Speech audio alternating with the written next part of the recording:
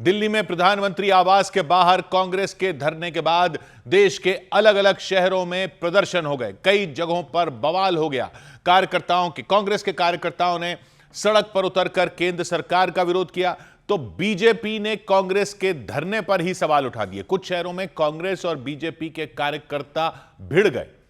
बिहार की राजधानी पटना में कांग्रेस और बीजेपी के कार्यकर्ताओं के बीच मारपीट हो गई।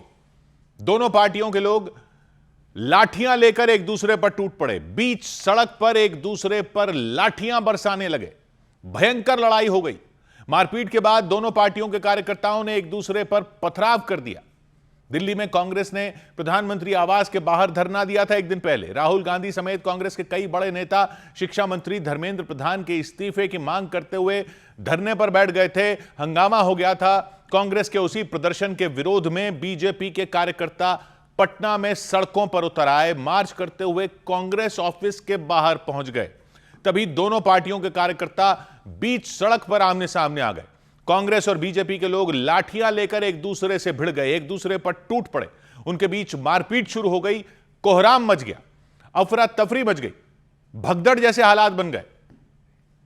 किस तरह से ताबड़तोड़ लाठियां चल रही है, दोनों तरफ से एक दूसरे के ऊपर ये वार किया जा रहा है। बीजेपी के कार्यकर्ता एक तरफ हैं तो वहीं दूसरी तरफ जो है वो कांग्रेस के कार्यकर्ता हैं और दोनों तरफ से ताबड़तोड़ लाठियां चल रही हैं। बीजेपी के जो तमाम कार्यकर्ता हैं, कुछ लोग बीच बचाव भी करते रहे, लेकिन गुस्साए लोग जो थे वो नहीं माने। दोनों तरफ से लाठियां चलती रहीं, लाठियां बरसती रहीं। आसपास कुछ पुलिस वाले भी नजर आए। उनके सामने ही बीजेपी और कांग्रेस के लोग मारपीट करते रहे, बवाल करते रहे।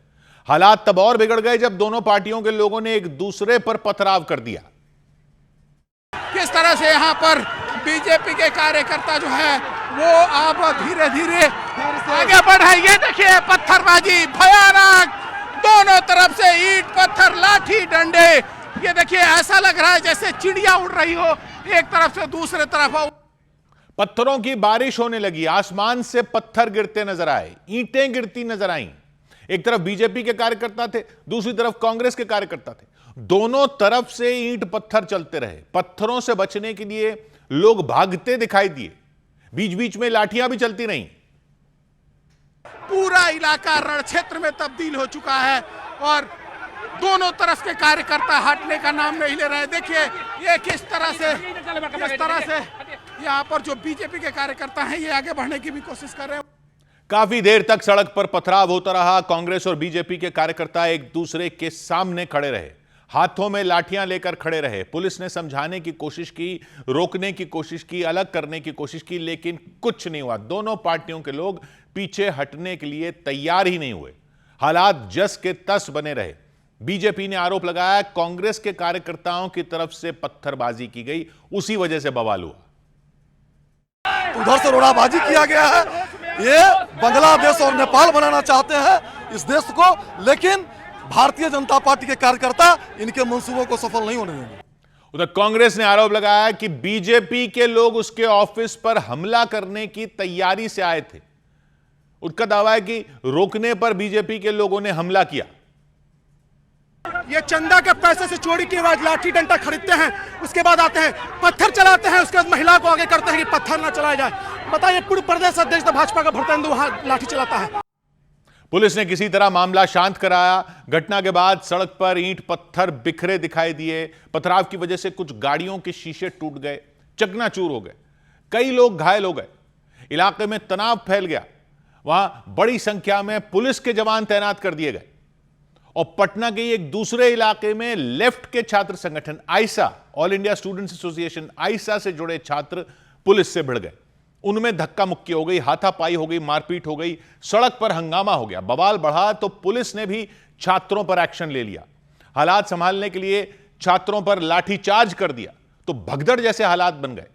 बवाल तब हुआ जब धर्मेंद्र प्रधान के खिलाफ छात्र सड़क पर उतर आए। सैकड़ों की संख्या में छात्र राजभवन की तरफ बढ़ने लगे, लेकिन पुलिस ने छात्रों को पटना के जेपी गोलंबर पर बैरिकेडिंग लगाकर रोक दिया और अपील की कि छात्र वापस चले जाएं, प्रदर्शन खत्म कर दें। लेकिन प्रदर्शन कर रहे लोग माने नहीं, बैरिकेडिंग तोड़कर आगे बढ़ने की कोशिश की। पुलिस के रोकने पर उनसे उलझ गए, उनके बीच झड़प हो गई। पुलिस ने भी उन पर लाठीचार्ज कर दिया, वाटर कैनन का इस्तेमाल शुरू कर दिया, पानी की बौछार की गई ताकि छात्र वहां से हट जाएं, लेकिन ऐसा हो ही नहीं पाया। हालात ज्यादा बिगड़ गए। छात्रों को खदेड़ने के लिए पुलिस ने फिर आंसू गैस के गोले दागने शुरू कर दिए।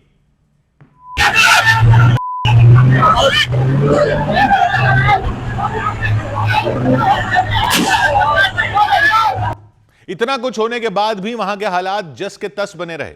छात्र सड़क पर डटे रहे, पुलिस से बहस करते रहे, वहां से हटने के लिए तैयार नहीं हुए। पुलिस पर कुछ प्रदर्शनकारियों ने पथराव भी कर दिया। पुलिस के जवान उन्हें खदेड़ते नजर आए।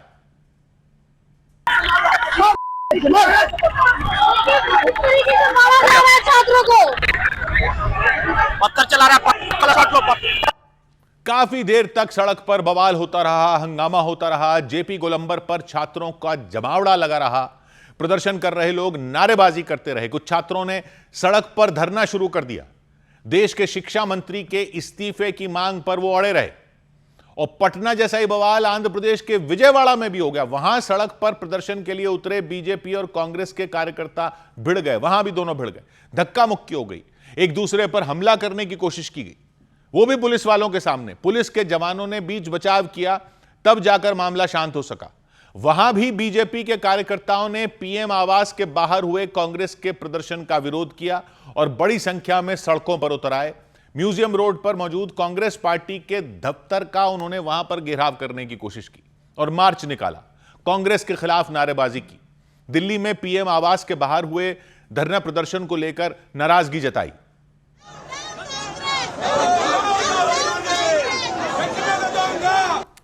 बीजेपी के कार्यकर्ताओं को कांग्रेस दफ्तर के बाहर मौजूद पुलिस वालों ने रोका, आगे बढ़ने ही नहीं दिया, बैरिकेडिंग लगा दी। पुलिस वाले अपनी लाठियां लेकर किसी तरह दीवार की तरह उनके सामने खड़े हो गए। इस दौरान अफरा तफरी मच गई। बीजेपी कार्यकर्ता पुलिस का सुरक्षा घेरा तोड़कर किसी भी हाल में आगे बढ़ने की कोशिश करते दिखे। पुलिस वालों ने पूरी ताकत लगाकर उन्हें रोके रखा, तो दूसरी तरफ से कांग्रेस के कुछ कार्यकर्ता हाथों में झंडे लेकर वहां पहुंच गए, बीजेपी कार्यकर्ताओं पर हमला करने की कोशिश की।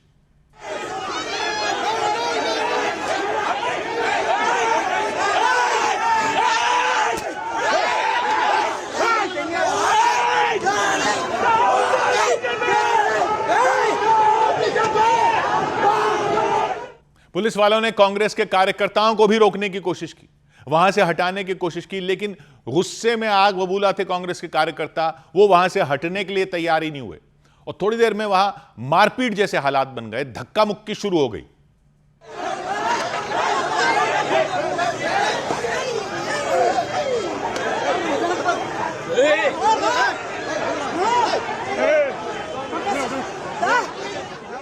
फिर पुलिस ने हालात संभाले और दोनों पार्टियों के कार्यकर्ताओं को रोके रखा, दूर किया एक दूसरे से। सड़क के एक तरफ बीजेपी के लोग, दूसरी तरफ कांग्रेस के कार्यकर्ता डटे रहे। बीजेपी कार्यकर्ताओं ने वहां लगे कांग्रेस के एक पोस्टर पर डंडे बरसाने शुरू कर दिए।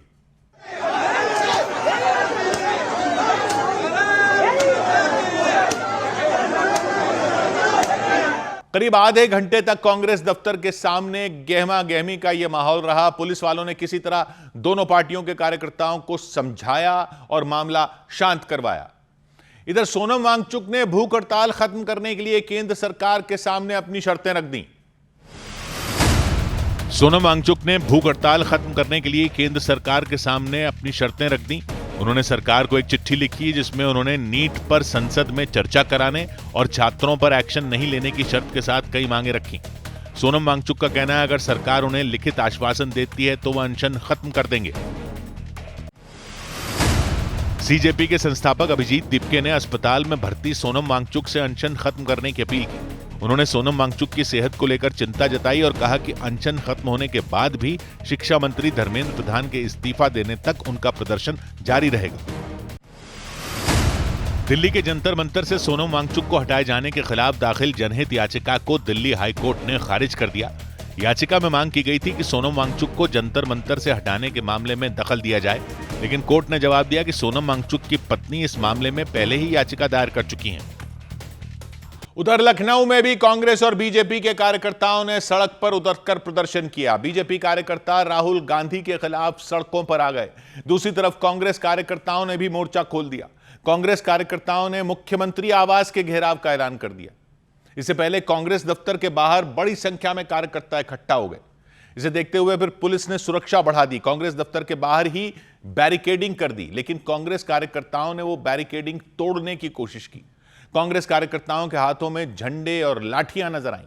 उन्होंने बैरिकेड गिराने की कोशिश की, लेकिन पुलिस ने उन्हें रोक दिया, जिसके बाद पुलिस और उनके बीच धक्का मुक्की हो गई। वहां नारेबाजी शुरू हो गई। इस बीच कुछ कार्यकर्ताओं ने एक बैरिकेड गिरा दिया, उसे उठाकर जोर से जमीन पर पटक दिया, उस पर लातें मारनी शुरू कर दी। कांग्रेस कार्यकर्ता लाठियां लेकर मुख्यमंत्री आवास का घेराव करने निकले थे, लेकिन पुलिस ने कांग्रेस ऑफिस के बाहर ही उन्हें रोक दिया। दूसरी तरफ बड़ी संख्या में बीजेपी कार्यकर्ता भी सड़कों पर आ गए। उन्होंने भी प्रदर्शन किया और झंडे लहराए। यहाँ तस्वीरों में देखिए आप, लगातार आक्रोशित हैं। यहाँ पर बीजेपी के कार्यकर्ता, महिला मोर्चा भी यहाँ पर मौजूद है। हाथों में इनके पोस्टर है। कांग्रेस का फॉर्मूला भड़काओ टकराओ। बीजेपी के नेताओं और समर्थकों ने राहुल गांधी के खिलाफ जमकर नारेबाजी की और दिल्ली में प्रधानमंत्री आवास के बाहर हुए धरने पर विरोध जताया। इसी तरह का प्रदर्शन हैदराबाद में भी हुआ। वहां तो पुलिस के सामने ही कांग्रेस और बीजेपी के कार्यकर्ताओं में भिड़ंत हो गई। वहां कांग्रेस ने बीजेपी ऑफिस तक मार्च निकाला हैदराबाद में और दफ्तर के बाहर नारेबाजी की, लेकिन बवाल तब खड़ा हो गया जब कांग्रेस और बीजेपी के कार्यकर्ताओं का आमना सामना हो गया। वो भिड़ गए, धक्का मुक्की शुरू कर दी, मारपीट शुरू कर दी। हालांकि पुलिस ने बीच बचाव किया, किसी भी तरह मामले को संभालने की कोशिश की, क्योंकि दोनों पार्टियों के लोग गुस्से में लाल नजर आए। वो किसी की कोई बात सुनने को तैयार नहीं दिख रहे थे। पुलिस के सामने ही एक दूसरे से भिड़ गए। हैदराबाद में बीजेपी के दफ्तर के ठीक सामने ही हुआ। कांग्रेस के विरोध प्रदर्शन को देखते हुए पुलिस ने वहां पहले ही बैरिकेडिंग लगा रखी थी। तभी कांग्रेस के कुछ लोग दौड़ते हुए आए, नारे लगाते हुए आए और बैरिकेडिंग को तोड़ने की कोशिश की।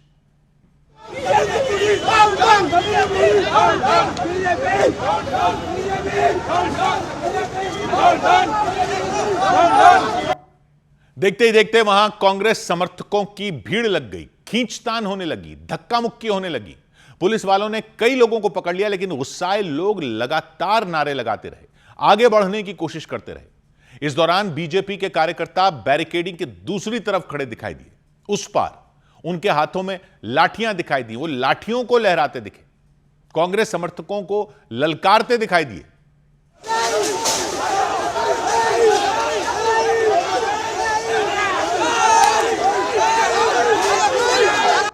काफी देर तक ये गहमा गहमी के हालात वहां बने रहे, हंगामा होता रहा। कांग्रेस के 2 कार्यकर्ता तो पुलिस की बस पर चढ़ गए, वहीं से बीजेपी के लोगों को चुनौती देने लगे, उंगली दिखा दिखा कर ललकारने लगे। इस पर बीजेपी के कार्यकर्ताओं ने लाठियों से वार किया, लाठियां फेंककर हमला किया। हालांकि पुलिस ने सख्ती दिखाई और प्रदर्शन कर रहे कांग्रेस के कई समर्थकों को हिरासत में ले लिया, उन्हें पकड़कर अपनी बस में बैठा दिया। इस बीच बीजेपी के एक समर्थक तो इतना भड़क गए कि उन्होंने एक गाड़ी और पुलिस की बस पर भी लाठी चला दी।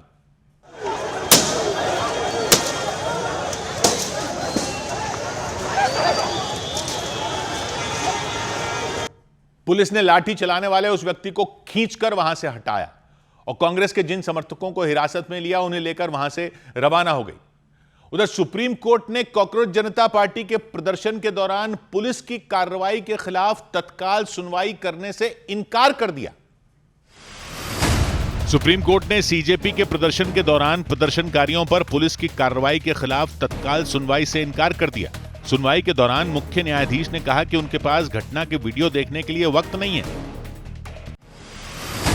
जंतर मंतर पर चल रहे छात्रों के प्रदर्शन के बीच एनसीपी प्रमुख शरद पवार और सुप्रिया सुले ने संसद में प्रधानमंत्री नरेंद्र मोदी से मुलाकात की। मुलाकात की तस्वीरों में प्रधानमंत्री खुद हाथ पकड़कर शरद पवार को ले जाते हुए नजर आए, जिसके बाद तीनों नेताओं के बीच काफी देर तक कई मुद्दों पर चर्चा हुई।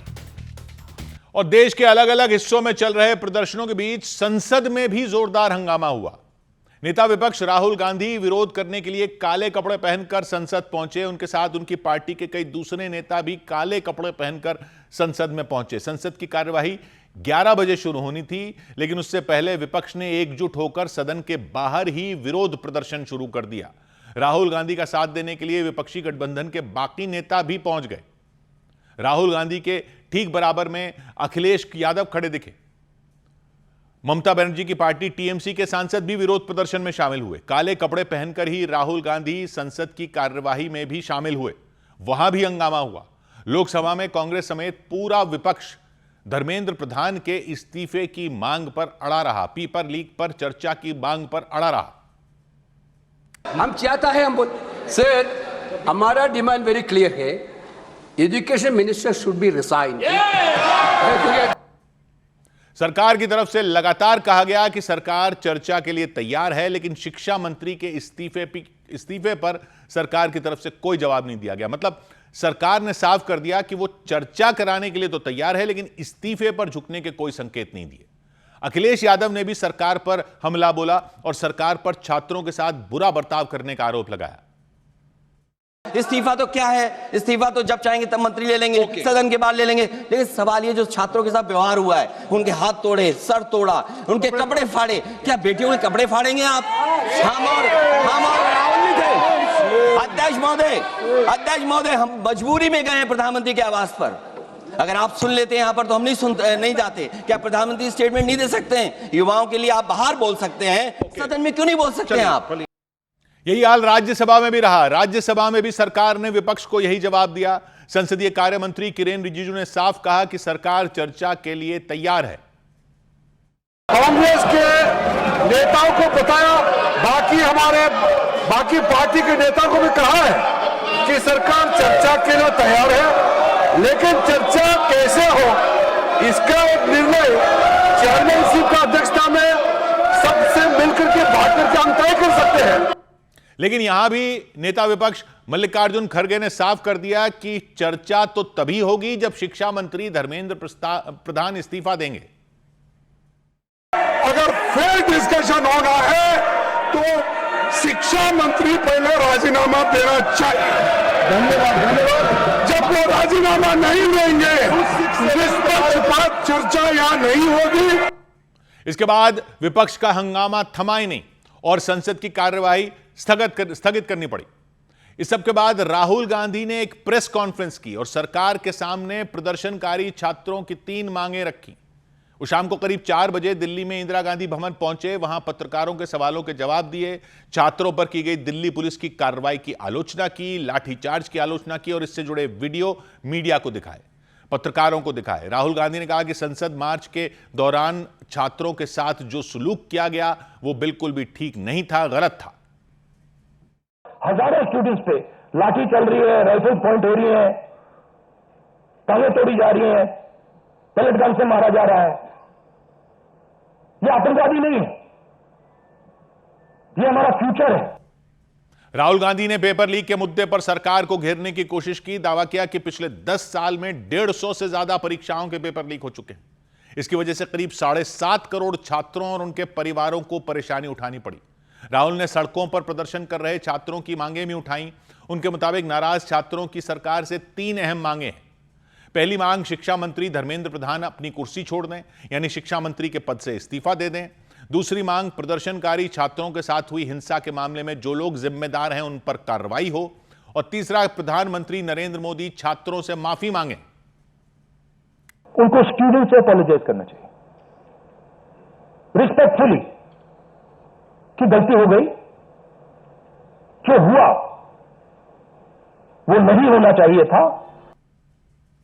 राहुल गांधी ने साफ किया, कांग्रेस पार्टी छात्रों की इन तीनों मांगों का समर्थन करती है और उनके साथ पूरी ताकत से खड़ी है।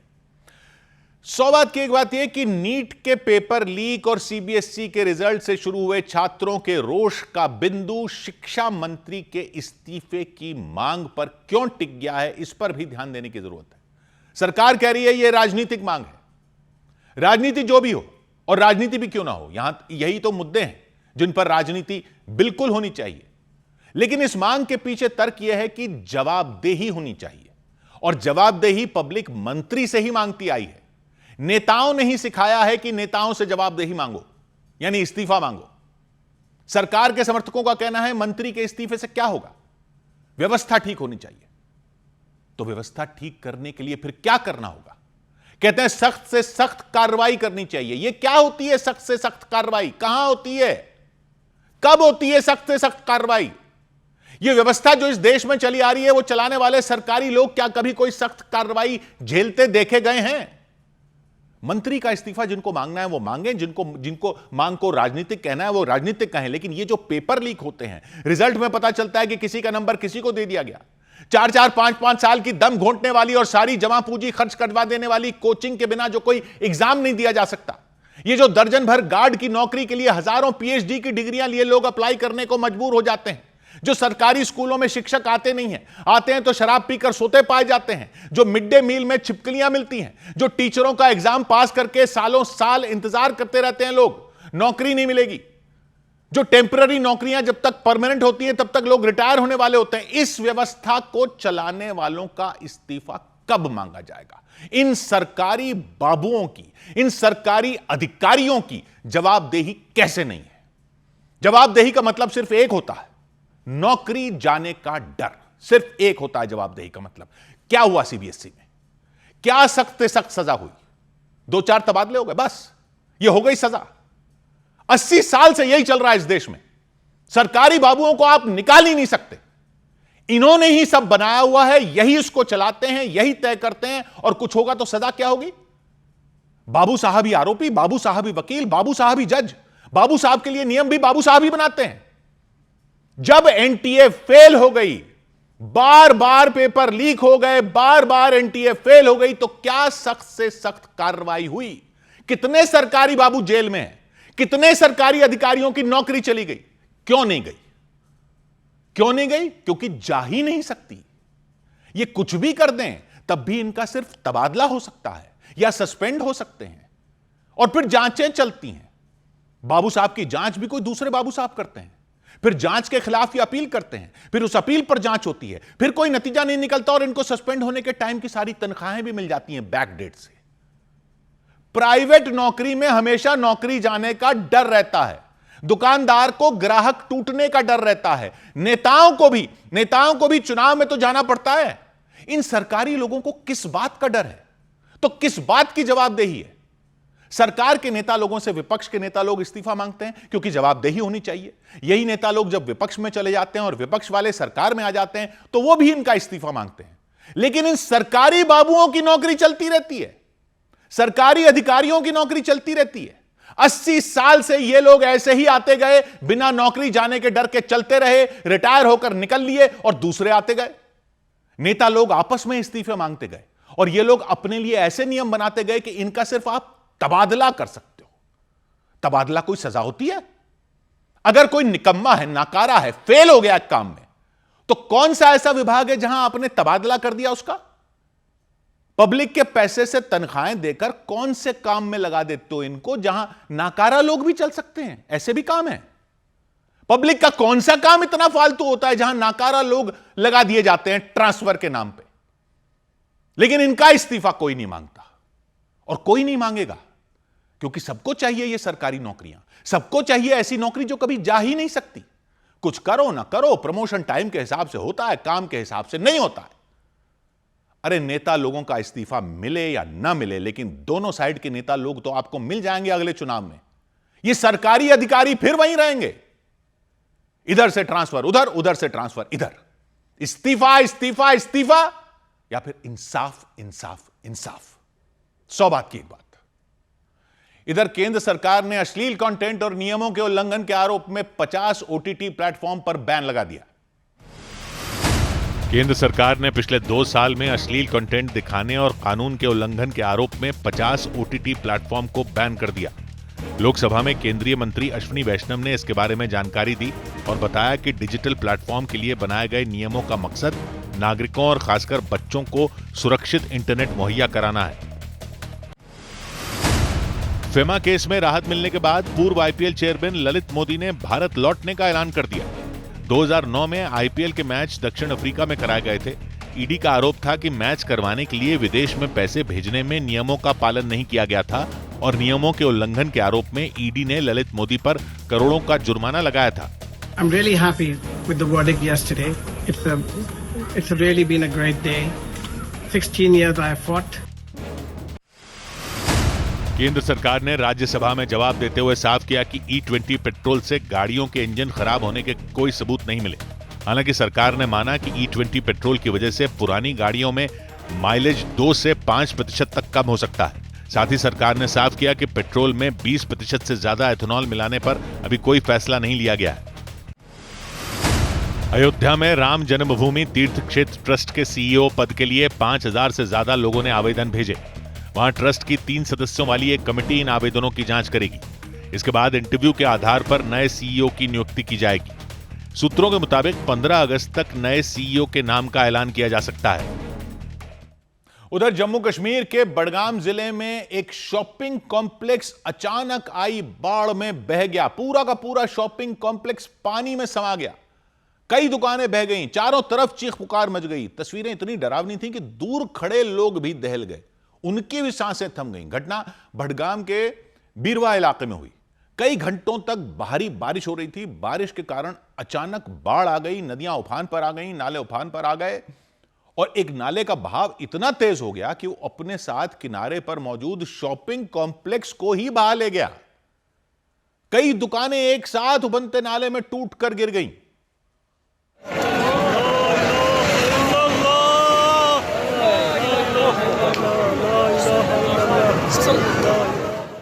नाले के तेज बहाव ने पहले शॉपिंग कॉम्प्लेक्स की नींव को कमजोर किया। देखते ही देखते उसके नीचे की जमीन पानी में समाती चली गई।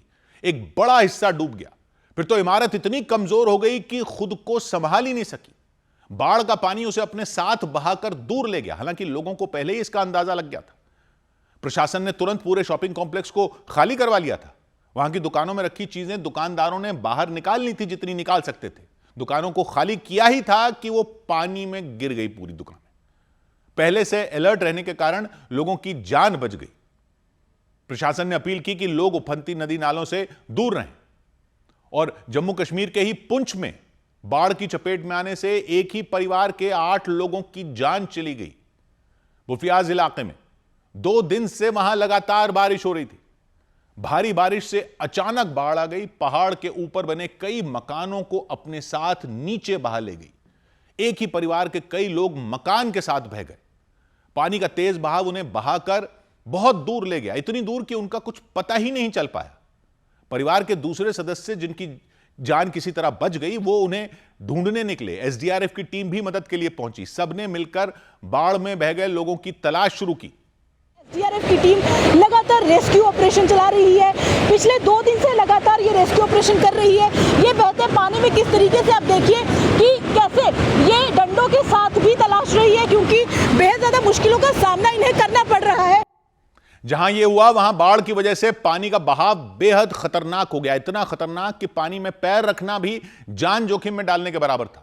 जरा सी भी चूक से पानी में बह जाने का खतरा था, जान जाने का खतरा था। उसी पानी में बचाव टीम घंटों तक उन लोगों की तलाश करती रही, लेकिन कोई फायदा नहीं हुआ। इस बीच प्रशासन ने उस जगह बने दूसरे मकानों को खाली करवाना शुरू किया।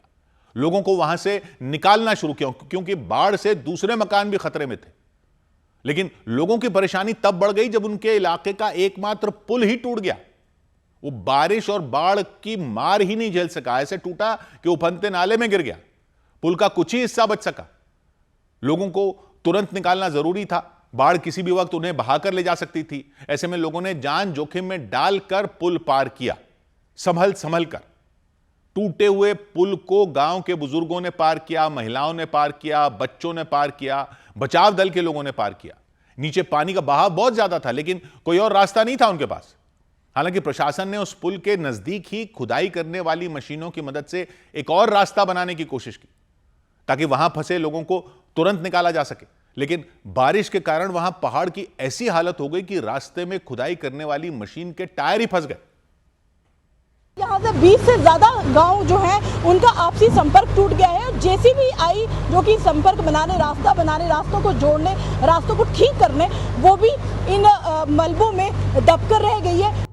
बाद में लोगों को उसी टूटे हुए पुल के रास्ते ही निकाला गया। प्रशासन ने उन्हें सुरक्षित जगहों पर पहुंचाया। उधर जम्मू कश्मीर के रियासी में भारी बारिश के बीच सलाल डैम के सभी गेट खोल दिए गए। जम्मू कश्मीर के रियासी जिले में लगातार हो रही बारिश की वजह से सलाल डैम के सभी गेट खोल दिए गए। इससे चिनाब नदी का जलस्तर खतरे के निशान तक पहुंच गया। प्रशासन ने लोगों से नदी के आसपास नहीं जाने की अपील की। लद्दाख के करगिल के किरकिचू में बादल फटने के बाद अचानक आई बाढ़ से तबाही मच गई। सड़कों और पुलों पर मलबा इकट्ठा हो गया। सेना ने प्रशासन के साथ मिलकर मलबा हटाया और एक टेम्पररी पुल बना दिया ताकि लोगों को आने जाने में परेशानी न हो। जम्मू कश्मीर के राजौरी में भारी बारिश के बाद पहाड़ खिसकने से राजौरी थन्ना मंडी सड़क बंद हो गई। सड़क पर पेड़ समेत भारी मात्रा में मलबा इकट्ठा हो गया। उसके दोनों तरफ कई यात्री फंस गए, जिसके बाद प्रशासन ने मलबा हटवाने का काम शुरू किया। जम्मू कश्मीर के किश्तवाड़ के एक गांव में लगातार हो रही बारिश के कारण सड़कें टूट गईं। गांव का बाकी इलाकों से संपर्क टूट गया। भीषण बारिश की वजह से कई मकानों के गिरने का खतरा भी बढ़ गया। लोगों ने प्रशासन से उन मकानों में रहने वालों को सुरक्षित जगहों पर भेजने की अपील की। उधर भारी बारिश के बाद आई बाढ़ ने असम के कई जिलों के हालात बद से बदतर कर दिए। बाढ़ की वजह से पिछले 3 दिनों में 30 से ज्यादा लोगों की वहां मौत हो चुकी है। 100 से ज्यादा लोग लापता हो चुके हैं। हालात को देखते हुए भारतीय सेना, एनडीआरएफ, एसडीआरएफ बचाव अभियान में जुट गई। जगह जगह रेस्क्यू ऑपरेशन चलाए गए। बाढ़ की चपेट में आने से असम के 35 में 16 जिले बेहाल हो गए। सबसे ज्यादा नुकसान असम के 3 जिलों में हुआ। हजारों लोगों के सामने वहां मुसीबतों का पहाड़ टूट पड़ा, क्योंकि बाढ़ का पानी उनके मकानों के अंदर घुस गया। कमर तक पानी भरा दिखाई दिया। सारा सामान भीगा दिखाई दिया। पलंग पानी के अंदर डूब गए, सोफा पानी में डूब गया, टेबल पानी में डूब गई। लोगों ने अपना जरूरी सामान इकट्ठा करना शुरू किया। जैसे ही बचाव टीम आए तो लोग अपने मकान खाली करके वहां से चले जाएं, इस कोशिश में उन्होंने खाली करना शुरू किया। कई इलाकों में तो हालात इतने ज्यादा बिगड़ गए कि पूरे के पूरे मकान ही पानी में समा गए। उनकी सिर्फ छत पानी के बाहर दिखी। लोग अपने मकानों की छत पर चढ़ गए। फिर कुछ लोग एक पेड़ पर चढ़ गए। बाढ़ के पानी की वजह से उनके मकान डूब गए। उनके पास रहने की जगह ही नहीं बची। वो एक बड़े से पेड़ पर चढ़ गए और मदद का इंतजार करने लग गए। जोरहट के पास आसपास के जिले में भी बाढ़ से बेहाल हो गए। वो भी वहां भी जहां तक नजर गई सिर्फ पानी ही पानी नजर आया। सड़कों का तो जैसे नामो निशान ही मिट गया। जोरहट की तरह शिवसागर जिले में भी बाढ़ का पानी लोगों के मकानों तक पहुंच गया। लोगों के मकान डूब गए। मकान के सामने खड़ी गाड़ियां डूब गईं। एक जगह पर कुछ लोग कमर तक भरे पानी से गुजरते दिखे। वो अपने मकान की तरफ बढ़ रहे थे। उनमें एक व्यक्ति की गोद में एक छोटा बच्चा भी था। वो एक रस्सी को पकड़कर धीरे धीरे चल रहे थे। इस दौरान पानी का बहाव काफी तेज नजर आया। कई दिन तक भारी बारिश हुई। उस वजह से असम के 16 जिलों में बाढ़ आ गई। कई लोगों की मौत हो गई। लाखों लोग बाढ़ की चपेट में आ गए। असम के 3 जिलों में बाढ़ से सबसे ज्यादा हालात बिगड़े। जोरहाट, शिवसागर और चिराईदेव। इन तीनों जिलों में बाढ़ से हाहाकार मच गया। कई इलाके पानी पानी हो गए। बड़े पैमाने पर बचाव अभियान चलाया गया। बचाव अभियान के लिए भारतीय सेना पहुंच गई, एनडीआरएफ पहुंच गई, एसडीआरएफ पहुंच गई, दमकल विभाग की कई टीमें पहुंच गईं। नाव के जरिए ऑपरेशन चलाया गया। इस दौरान बचाव टीम की नजर एक महिला पर पड़ी। वो महिला एक कुर्सी पर बैठी हुई थी, चल नहीं सकती थी। बचाव टीम ने कुर्सी के साथ ही महिला को बाहर निकाला और नाव पर बैठा लिया। उसी इलाके में कई गाय भैंसें भी पानी में तैरती दिखी। उन्हें भी बाद में बचा लिया गया। उधर सिक्किम में एक टनल के अंदर फंसे मजदूरों को निकालने में जुटे बचाव अभियान के कुछ सदस्य बेहोश हो गए। टनल में मजदूर फंसे थे, उनको बचाने पहुंचे थे तो लोग बेहोश हो गए। टनल में पहुंचते ही उनकी तबीयत बिगड़ गई। प्रशासन का कहना है बचाव अभियान में शामिल लोग सुरंग के अंदर मीथेन गैस की चपेट में आ गए। उनकी जान खतरे में पड़ गई। इस वजह से सिक्किम में नामची जिला है, वहां एक सुरंग बनाई जा रही है। 2 दिन पहले जो सुरंग जो बन रही है उस पर पहाड़ का एक बड़ा हिस्सा टूट कर गिर गया।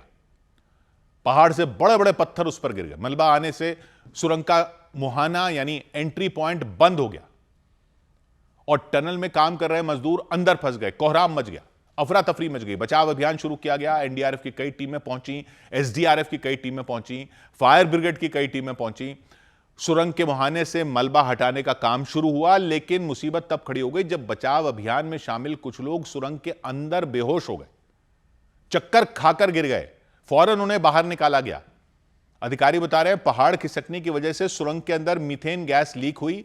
उसी वजह से बचाव अभियान में शामिल लोग उसकी चपेट में आ गए। सुरंग में जहरीली गैस का पता चलने के बाद नए सिरे से बचाव अभियान शुरू किया गया। पश्चिम बंगाल से स्पेशल टीम बुलाई गई। टीम में शामिल लोग मास्क लगाकर और पीठ पर ऑक्सीजन सिलेंडर लेकर सुरंग में जाते दिखे। फिर यहाँ तक तो गैस नहीं आ रहा है ना तेरा, तो इधर ही बैठना। सुरंग में हर तरफ अंधेरा दिखाई दिया, इतना ज्यादा अंधेरा कि टॉर्च जलाने पर भी कुछ नजर नहीं आ रहा था। कीचड़ फैला हुआ था। बचाव अभियान में शामिल लोग बड़ी सावधानी से अंदर की तरफ बढ़ते रहे। थोड़ी दूर जाने पर सुरंग के अंदर पानी भरा नजर आया, घुटनों तक पानी भरा नजर आया। पानी पूरा है ना।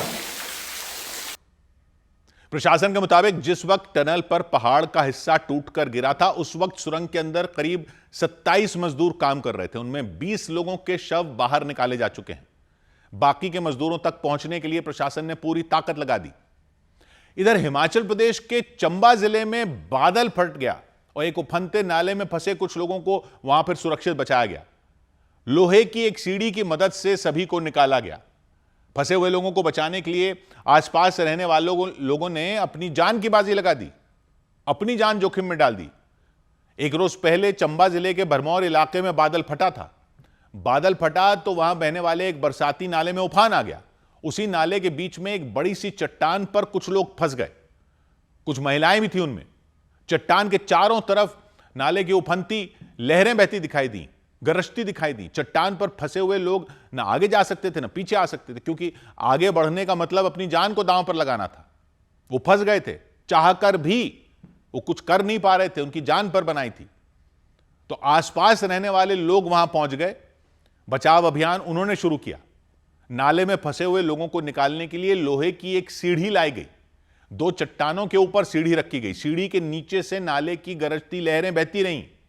फिर बड़ी सावधानी से फंसे हुए लोगों को एक एक करके निकाला गया। हाथ पकड़कर किसी तरह उन्हें दूसरी तरफ लाया गया कि कहीं कोई हादसा ना हो जाए। गलती की कोई गुंजाइश नहीं थी। गलती का मतलब जान से हाथ धोने का बराबर था। थोड़ी देर में सभी को सुरक्षित फिर वहां से बचा लिया गया। भारी बारिश हो रही थी। बादल फटने की घटनाओं को देखते हुए प्रशासन ने लोगों से घरों में रहने की अपील की, नदी नालों से दूर रहने की अपील की, बिना काम के घर से बाहर नहीं निकलने की अपील की। इधर जम्मू कश्मीर के पुंछ में जमीन खिसक गई तो एक हाईवे पर मलबा आ गया। जम्मू कश्मीर के पुंछ में बारिश के बीच पहाड़ का हिस्सा खिसकने की वजह से नेशनल हाईवे ठप हो गया। सूरनकोट इलाके में पहाड़ से मिट्टी के साथ पत्थर नीचे गिरे और सड़क पर मलबा जमा हो गया। जानकारी मिलने पर प्रशासन की टीम वहां पर पहुंची और मलबा हटाने में जुट गई। जम्मू कश्मीर के रियासी जिले में मूसलाधार बारिश की वजह से लोग बेहाल हो गए। बारिश के बीच एक गांव में एक मकान अचानक भरभरा कर गिर गया। गनीमत ये रही कि उसमें रह रहे लोगों की जान बाल बाल बच गई। लोगों ने प्रशासन से पीड़ित परिवार की आर्थिक मदद करने की मांग की। जम्मू के अखनूर में चिनाब नदी का जलस्तर बढ़ने के बाद प्रशासन ने अलर्ट जारी कर दिया। खतरे को देखते हुए प्रशासन ने परगवाल गांव में सायरन बजाकर लोगों को अलर्ट किया और नदी किनारे नहीं जाने की अपील की। उत्तराखंड के पिथौरागढ़ में भीषण बारिश के कारण धारचूला गुंजी नेशनल हाईवे पर पहाड़ का एक बड़ा हिस्सा टूटकर गिर गया। पहाड़ से बड़े बड़े पत्थर और मलबा गिरने से हाईवे पूरी तरह बंद हो गया, जिससे सड़क के दोनों तरफ कई किलोमीटर लंबा जाम लग गया। उधर जम्मू कश्मीर के अनंतनाग में आतंकी हमले में पुलिस के एक जवान शहीद हो गए। आतंकियों ने हमला दोपहर के करीब 12:30 बजे किया। बीच बाजार में, भीड़ भाड़ वाले इलाके में गोलियों की तड़तड़ाहट से अनंतनाग का लाल चौक इलाका थर्रा गया।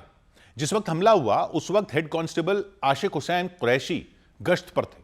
लाल चौक के पास कोकरनाग की तरफ जाने वाली सड़क पर वो ड्यूटी कर रहे थे, लेकिन तभी अचानक उन पर गोलियां चला दी गई। वो वहीं पर गिर गए। जम्मू कश्मीर पुलिस ने हमले के कुछ सीसीटीवी वीडियो जारी किए, जिनमें लाल चौक के पास सब कुछ पहले बिल्कुल सामान्य दिखाई दिया। हर रोज की तरह लोग बाजार में चलते फिरते दिखे। एक दुकान के बाहर 2 लोग खड़े होकर बातचीत करते नजर आए। कुछ ही सेकंड बाद वहां सब कुछ बदल गया। गोलियां चलने लग गई और हेड कांस्टेबल आशिक हुसैन कुरैशी पर जमीन पर गिर पड़े। दुकान के बाहर खड़े दोनों व्यक्ति जान बचाने के लिए अंदर की तरफ भाग गए। किसी को कुछ समझ में नहीं आया कि क्या हुआ। दुकान के बाहर लगे सीसीटीवी वीडियो में दिखा कि आशिक हुसैन जैसे ही एक दुकान से बाहर निकले, उन पर हमला हो गया। गोली लगते ही वो जमीन पर गिर गए। उन्हें अस्पताल ले जाया गया, लेकिन उनकी जान नहीं बचाई जा सकी। जम्मू कश्मीर पुलिस ने एक तस्वीर जारी की और दावा किया कि आतंकी बोरी में हथियार छिपा कर लाए थे और घात लगाकर आशिक हुसैन पर उन्होंने हमला किया। जम्मू कश्मीर पुलिस ने इसे आतंकी हमला बताया। बीच बाजार में हुए इस आतंकी हमले के बाद पूरे इलाके की घेरेबंदी कर दी गई। जिस जगह फायरिंग हुई वो शहर का मेन बाजार है, काफी भीड़ भाड़ रहती है। हमले के बाद पुलिस के साथ भारी संख्या में सुरक्षा बल के जवानों को तैनात कर दिया गया। पूरे इलाके की घेरेबंदी कर दी गई और फिर तलाशी अभियान शुरू किया। यहाँ आप देख रहे हैं चारों तरफ सिक्योरिटी का कड़ा बंदोबस्त और एक सर्च ऑपरेशन यहाँ से लॉन्च किया जा रहा है और यहाँ पूरी पेरिफेरीज जो हैं, जो फैसिलिटीज हैं, उसको कॉर्डन ऑफ किया गया सिक्योरिटी फोर्सेस के द्वारा। आप ये देख रहे हैं। हमले के बाद अफसरों ने आतंकियों के आसपास के इलाके में ही छिपे होने की आशंका जताई।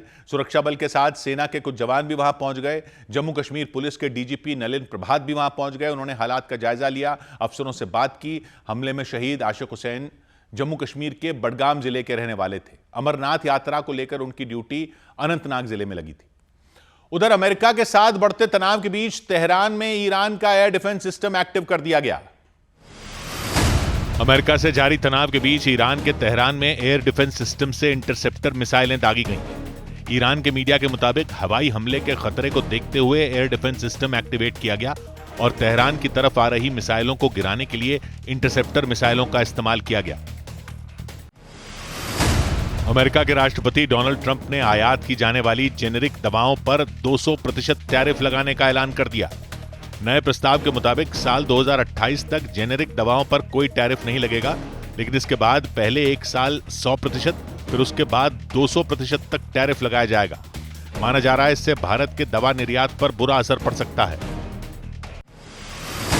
अमेरिका के ओहायो में सिंसिनाटी एयरपोर्ट पर लैंडिंग के वक्त एक कार्गो विमान का पिछला हिस्सा रनवे से टकरा गया। रनवे पर घिसटने की वजह से विमान से तेज चिंगारियां निकलने लगी। हालांकि दूसरी बार कोशिश करने पर उस विमान की सुरक्षित लैंडिंग करा ली गई।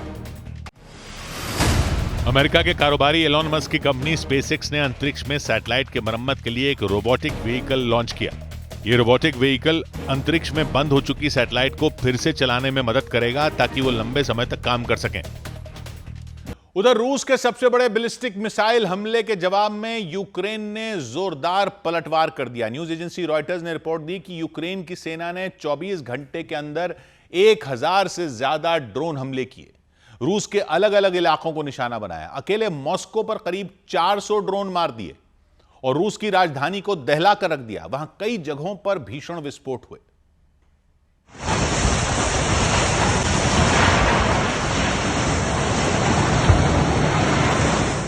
दो रोज पहले पुतिन की सेना ने यूक्रेन की राजधानी कीव पर सबसे बड़ा बैलिस्टिक मिसाइल हमला किया था। 5 घंटे के अंदर 40 से ज्यादा विनाशकारी मिसाइलें गिरा दी थीं, तबाही मचा दी थी, कई इमारतों को मलबे का ढेर बना दिया था। इसी के बाद यूक्रेन की फौज ने पलटवार किया, जवाबी अटैक किया। बम की तरह फटने वाले आत्मघाती ड्रोन लॉन्च कर दिए, 1000 से ज्यादा ड्रोन।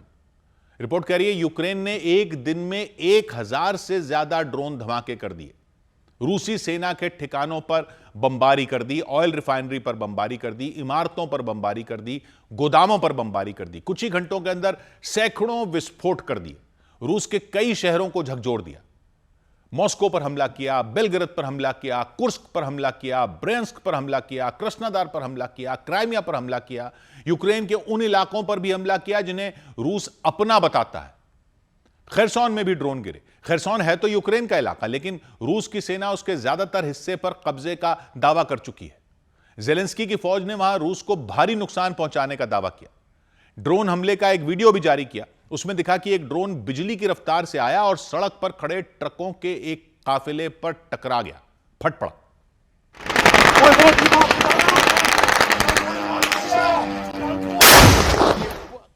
सड़क पर मौजूद लोगों ने उस ड्रोन को पहले ही देख लिया था, इसलिए वो भागने लगे, जान बचाने के लिए इधर उधर दौड़ने लगे। इतने में धमाका हो गया।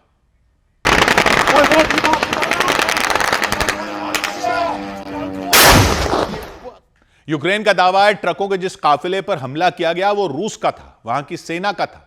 उन ट्रकों में रूस के सैनिकों के लिए हथियार भेजे जा रहे थे, गोला बारूद भेजा जा रहा था, खाने पीने की चीजें भेजी जा रही थी, इसीलिए उन्हें बर्बाद कर दिया गया।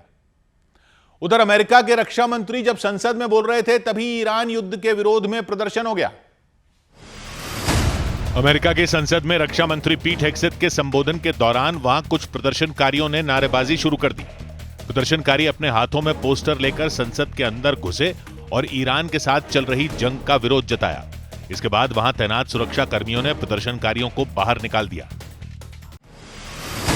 यूक्रेन के राष्ट्रपति ज़ेलेंस्की ने अपने सेना प्रमुख ओलेक्सांद्र सिर्स्की को उनके पद से हटा दिया। उनकी जगह मिखाइलो द्राप्टी को नया सेना प्रमुख बनाया गया। कुछ दिन पहले यूक्रेन के रक्षा मंत्री मिखाइलो फेदोरोव को भी उनके पद से हटा दिया गया था। अमेरिका और ईरान के बीच जारी जंग से कच्चे तेल के दाम में और तेजी आई। इसकी वजह से शेयर बाजार लगातार तीसरे दिन भारी गिरावट के साथ बंद हुआ। इंट्राडे में सेंसेक्स 800 अंकों से भी ज्यादा टूट गया। ब्रॉडर लेवल पर भी काफी दबाव दिखा। मिड कैप और स्मॉल कैप दोनों इंडेक्स में गिरावट रही। फ्रांस के बोर्दो मरीनियाक एयरपोर्ट के पास भीषण आग लगने से अफरा तफरी मच गई। आग बुझाने आए 2 दमकल कर्मियों की झुलसने से मौत हो गई। एयरपोर्ट के पास काले घने धुएं का गुबार निकलता दिखाई दिया। खतरे को देखते हुए कई उड़ानें रोक दी गईं।